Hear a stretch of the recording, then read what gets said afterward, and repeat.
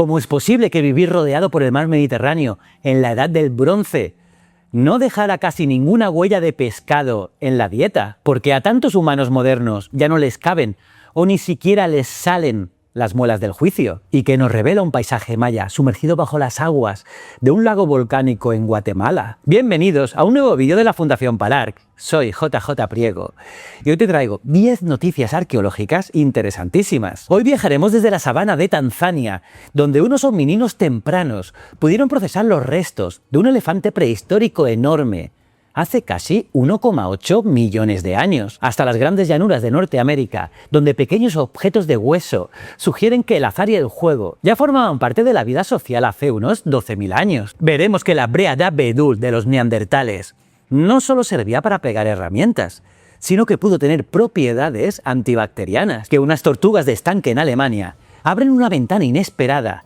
a la vida cotidiana neandertal, y que un pan carborizado de hace 5.000 años pudo formar parte de un ritual de clausura en Anatolia. Y recuerda, si te has quedado con ganas de profundizar en estos descubrimientos, tienes todos los detalles en nuestra web fundacionpalarc.com, y además te dejamos los enlaces a las noticias, a los papers y artículos científicos originales justo aquí abajo, en la descripción del vídeo. Así que abróchate el cinturón y disfruta de este viaje por la historia. ¡Vamos allá!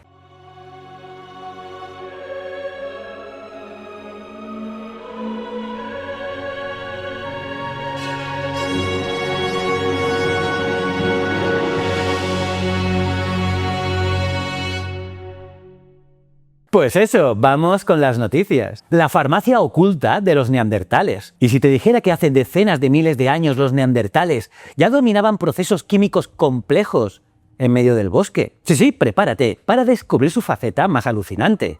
Durante años, la arqueología sabía que nuestros parientes evolutivos fabricaban alquitrán de abedul, calentaban cortezas de árbol en un proceso muy complejo, sin oxígeno, para crear una brea negra y pegajosa. Una brea que usaban como pegamento para unir las puntas de piedra a sus lanzas de madera. Era su superglue prehistórico.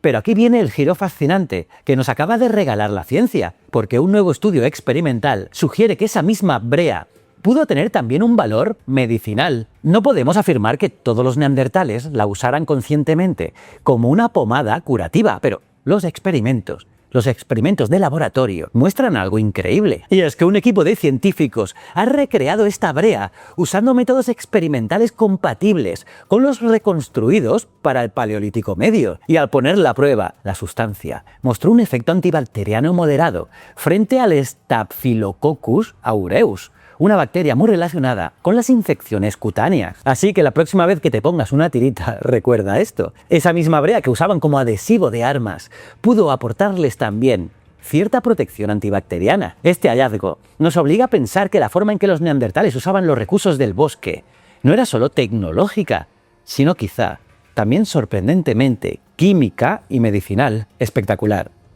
El paisaje maya oculto en un lago volcánico. La geografía de los mayas no termina en la selva, no. Continúa bajo el agua. En las oscuras profundidades del lago de Atitlán, en Guatemala, aguardaban los restos de un mundo pasado. Una misión arqueológica subacuática acaba de revaluar en las profundidades un asentamiento maya del periodo preclásico sumergido. Y ojo a la fricción cognitiva aquí, porque no estamos hablando de algunas cerámicas que cayeron al agua, no. Este poblado estaba construido originalmente sobre una isla, pero las fluctuaciones extremas del nivel del lago, quizás relacionadas con los complejos procesos naturales de esta cuenca volcánica, acabaron cubriendo zonas que antes habían estado llenas de vida. El agua, lejos de destruirlo todo, actuó como un enorme escudo protector, conservando restos arquitectónicos, espacios construidos y estelas de piedra. Además, lo más bonito de este proyecto es que los científicos han trabajado codo con la comunidad maya. Sí, con la comunidad Chutujil actual, para mapear en 3D este paisaje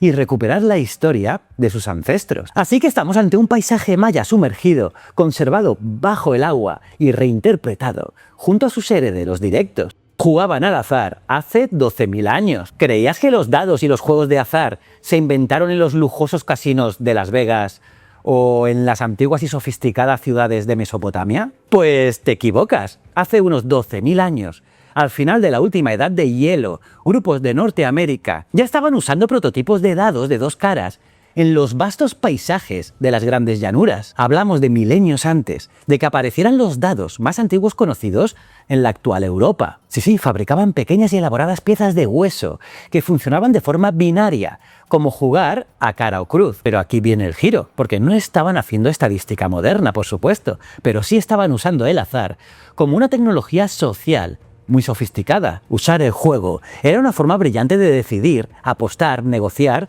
y relacionarse.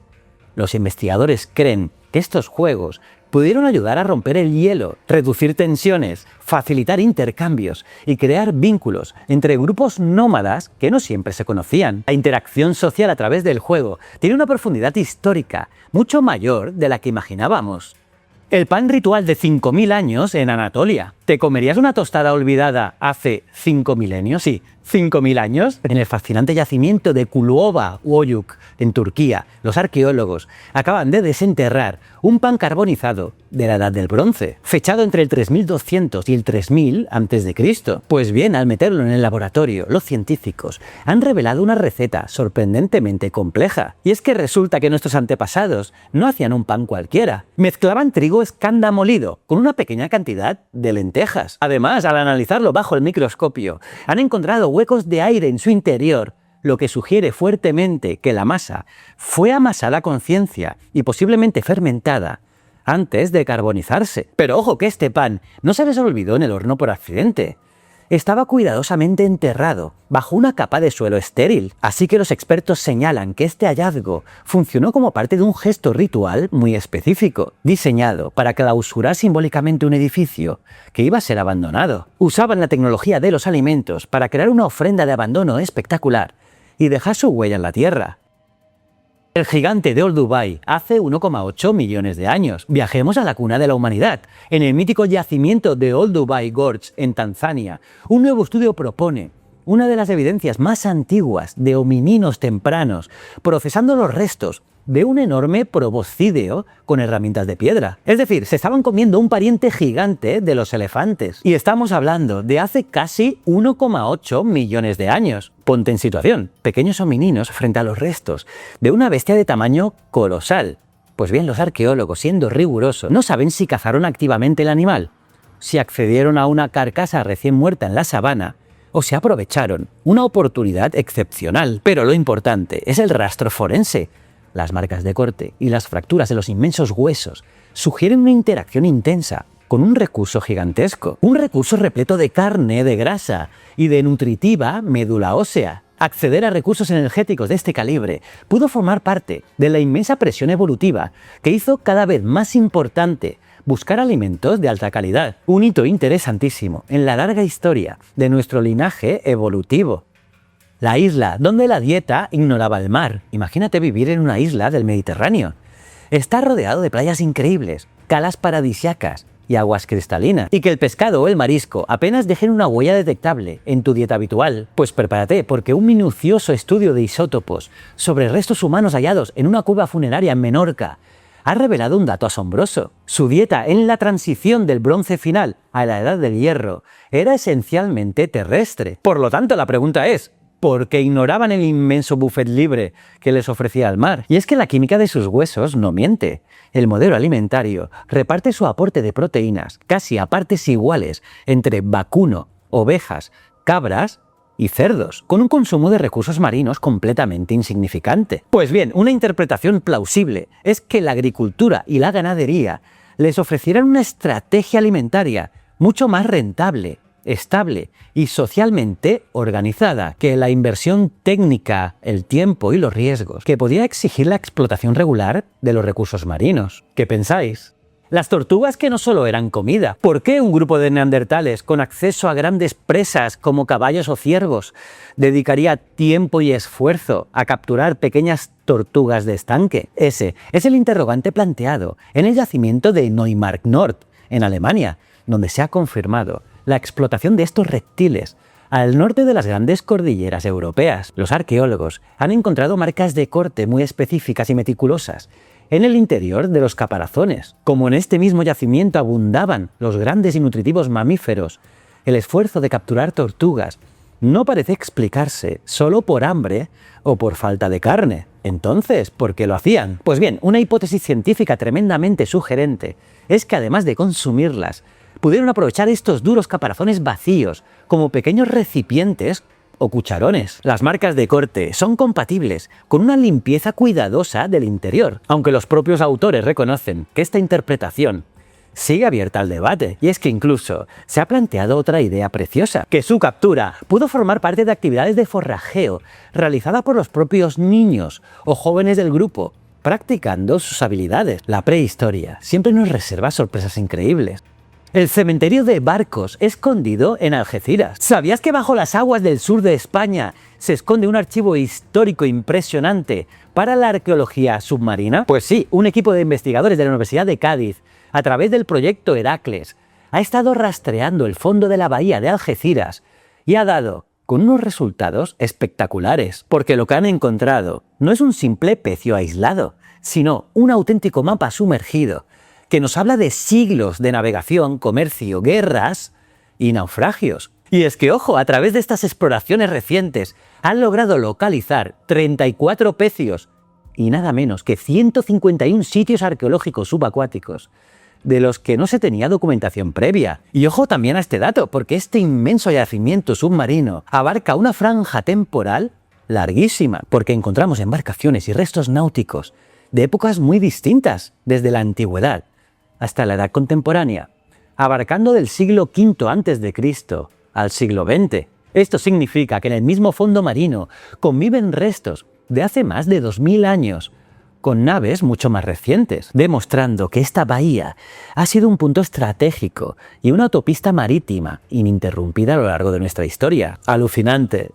El código del paisaje, revelado por la tecnología LIDAR. ¿Te imaginas que hace 6000 años nuestros ancestros ya pensaran como auténticos arquitectos del paisaje? Pues entre las montañas de Galicia y el norte de Portugal, en la espectacular zona de la Serra do Laboreiro, se esconden decenas de túmulos y también monumentos funerarios megalíticos. En esta región hay una altísima densidad de monumentos, muchos de ellos aún sin excavar, y durante muchísimo tiempo nos preguntábamos, ¿cómo elegían exactamente dónde colocarlos? Pues un equipo de investigadores ha analizado este fenómeno utilizando tecnología de vanguardia, sistemas de información geográfica, estadística espacial y tecnología LIDAR. Por si no lo conoces, el LIDAR funciona lanzando pulsos láser desde el aire para lograr ver el relieve oculto del terreno, sí, bajo la densa vegetación.